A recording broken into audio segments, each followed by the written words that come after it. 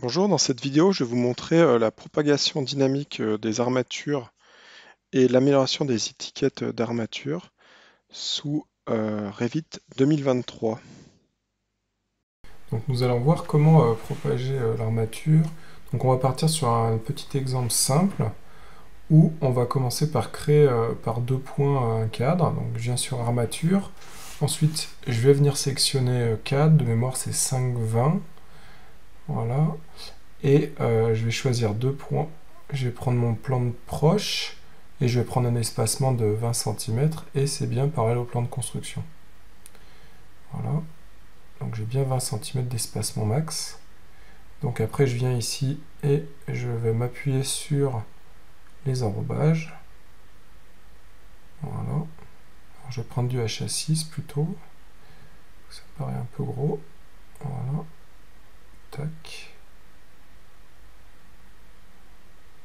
Voilà. Si j'appuie sur espace, en fait, ça fait tourner la fermeture. Voilà. Et donc après, je vais peut-être faire des aciers filants. Donc je vais venir sur armature, je vais prendre des barres droites. Voilà. Et je vais venir ici prendre étendre à l'autre. Voilà. Et par contre, je vais prendre parallèle à l'enrobage. Toujours un espacement de 20. Là, parallèle à l'enrobage. Voilà. Là, hop, d'un côté et de l'autre. Voilà. Donc après, ce qui est intéressant, c'est de voir si l'automatisme fonctionne. Donc vous voyez, bon là, clairement, par exemple, j'ai du mal à sélectionner. Je l'ai fait aussi. J'ai peut-être fait aussi un peu exprès. Donc après, ici, je peux faire modifier les contraintes. En fait, là, on vient sélectionner. Donc on a, vous voyez, le petit curseur. Soit on sélectionne ici à l'enrobage, soit on va dire à la face. D'accord? Et donc après on donne la valeur. Donc là j'ai sélectionné l'enrobage et du coup c'est 0. Et ici je valide. Et donc ici après je revérifie. On va passer le mur en à nouveau. Bon, les murs de 40 on n'en fait pas toujours, mais c'était plus pour que ce soit plus visuel. Voilà. Donc là, on va vérifier aussi de l'autre côté, hein, pas de raison. Au besoin, vous savez, vous pouvez mettre les contraintes. Donc soit poser l'armature, soit une distance entre les deux axes aussi des armatures, c'est possible. Et après, vous pouvez avoir un mouvement d'une armature vers l'autre. Et donc là, je propage. Et du coup, je vais prendre tout l'autre, puisque là, c'est pas vraiment lié à une face. Je vais prendre le bout de mon mur. Alors là, ce qui se passe, c'est que suivant le jeu des fins et débuts de mur, c'est vrai qu'il est pas dans l'autre, mais bon, on va dire qu'il est à l'angle. Voilà.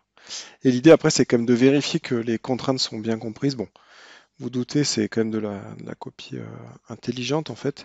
C'est-à-dire qu'on copie pas juste l'objet, en fait, on copie avec les contraintes sur différents éléments. Donc pour illustrer un petit peu aussi l'autre type de copie, on va faire des U. Donc on va les esquisser. Hop. Là, donc on va prendre ce mur. Je vais prendre du HA6. Hop. Tac. Et puis on va faire comme ça. Voilà. Tac. Voilà. Hop. Et puis du coup on va en faire espacement maxi de 20. Voilà. Et donc après, sur le même principe, vous voyez, on peut sélectionner ça, propage armature. Ici, je vais sélectionner la face source et je vais peut-être pouvoir le mettre ici. Vous voyez. Et de même manière, je vais pouvoir le mettre ici et le mettre ici. Vous voyez, c'est un peu l'esprit de cet élément. Alors, vu que c'est des 4, c'est pas tout à fait, vous voyez, la même erreur de cross. Et idem, vérification. Hop, si je repasse en 18, vous voyez, tout suit bien, ils ont bien compris les contraintes, c'est pas une copie bête. Après, ce qui est aussi intéressant, c'est qu'on peut propager entre objets. Donc là, je vais pas prendre mes U de fermeture. Euh, je vais venir ici, propager. Je vais prendre ça, hop, et je vais aligner ici, voilà. Et donc, voilà, ça me fait bien mon élément. Et du coup, après, si par exemple, là, bon, c'est le même, mais du coup, allez, je vais changer, voilà. Tac, si je mets ici, et ben, je peux aussi sélectionner mon coffrage et dire de propager. Et vu que j'avais demandé des barres tous les X, bah, ça me fait des barres tous les X. Et je peux aussi faire comme ça, voilà. Et puis, valider. Et après, on peut venir ici, armer. Voilà, tac. Je vais prendre mes filants, hop, hop, voilà.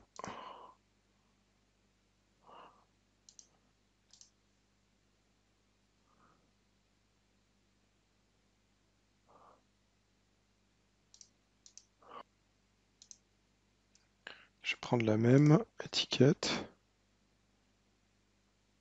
Et là, voilà. Voilà, on peut faire ça. Alors juste si vous voulez modifier ça comme je l'ai fait pour retrouver un peu ce que vous avez l'habitude, ici vous venez, vous voyez, et après vous faites modifier la famille, d'accord? Et après si vous êtes ici, vous pouvez soit modifier la cote, donc là ça modifie, vous voyez, ici, hop, d'accord, modifie aussi les lignes d'attache, d'accord, on pourrait changer. Et ici on va retrouver la modification de l'étiquette classique, comme ici en fait.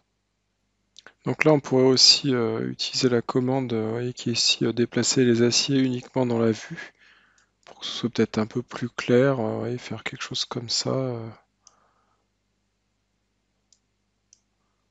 Voilà, hop. Et on pourrait aussi taguer en fait ça. Voilà.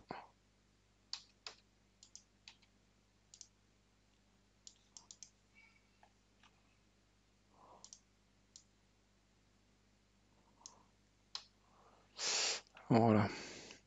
Donc là, voilà, ça c'est une nouveauté aussi. On retrouve l'élément pour déplacer que dans la vue. Il y a aussi une amélioration des étiquettes classiques en fait.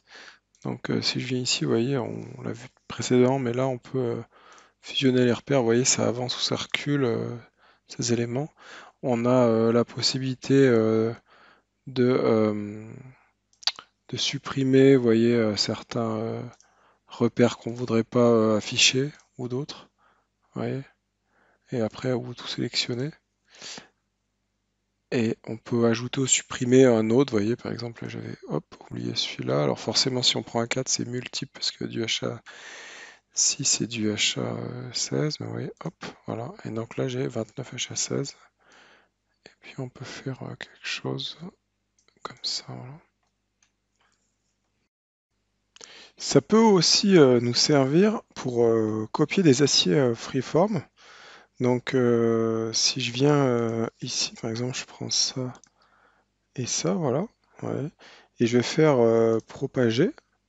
Donc là, je vais prendre la face. Donc c'est cette face-là qui m'intéressait. Et du coup, la face future, c'est celle-là. Et hop, ça me repropage les éléments. Maintenant, vous pouvez aussi facilement venir ici. Vous voyez, par défaut, c'est bloqué.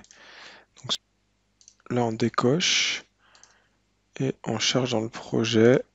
Voilà.